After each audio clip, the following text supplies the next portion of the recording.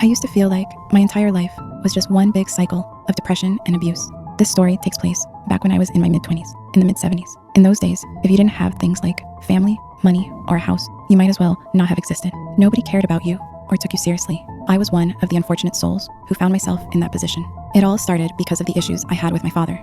He used to drink until his words slurred together and then take whatever anger he had left over out on me, like I was his own personal stress ball. Things got so bad that I left the house at 18, the first chance I got.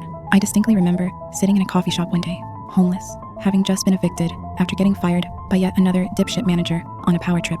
I remember feeling like I had hit rock bottom. I can say now, with absolute certainty, that I had no idea what rock bottom really was. I had been nursing the same cup of coffee for hours, afraid of getting asked to leave, but too broke to order another cup.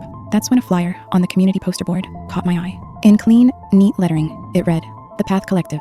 Overcome your deepest fears. Build the life you deserve." It was an ad for something called a growth circle, where people worked on overcoming their deepest fears and pursuing their biggest dreams. They called themselves the Path Collective, and they met in a little community of old cabins in the woods near the edge of town. I wasn't blind to the obvious red flags. I was just out of options. I'd lived in shelters before, and I knew exactly how far I was not willing to fall again. What the hell? I remember thinking to myself, how much worse can things get from here?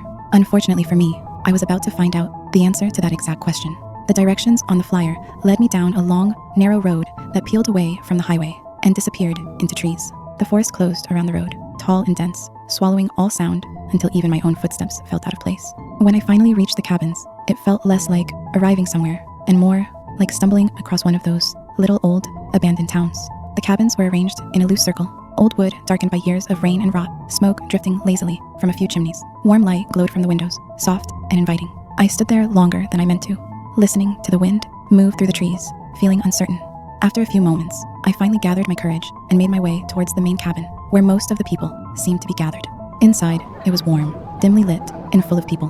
The first thing I noticed is that the overwhelming majority of the people there were women of varying ages. In the moment, that actually made me feel a bit more comfortable. In hindsight, though, I should have recognized it as the red flag it actually was. I was immediately approached by a tall, well-groomed man who introduced himself as Marcus, the president of the Path Collective. He welcomed me with a warm smile and inviting demeanor. He spoke with a calm, charming confidence and had this way of just immediately making you feel right at ease. He said that all were welcome in the Path Collective, but told me that before joining, I would have to complete a preliminary interview with him so that he could learn a bit more about who I am, my goals, my life, etc., in order to better understand how to best help me grow. I swallowed the last bit of hesitation, gripping my chest, and agreed to do the interview. I figured it couldn't hurt. If things got sketchy, I could always just leave. But that's the thing about truly skilled manipulators. You don't see the red flags until it's far too late to matter.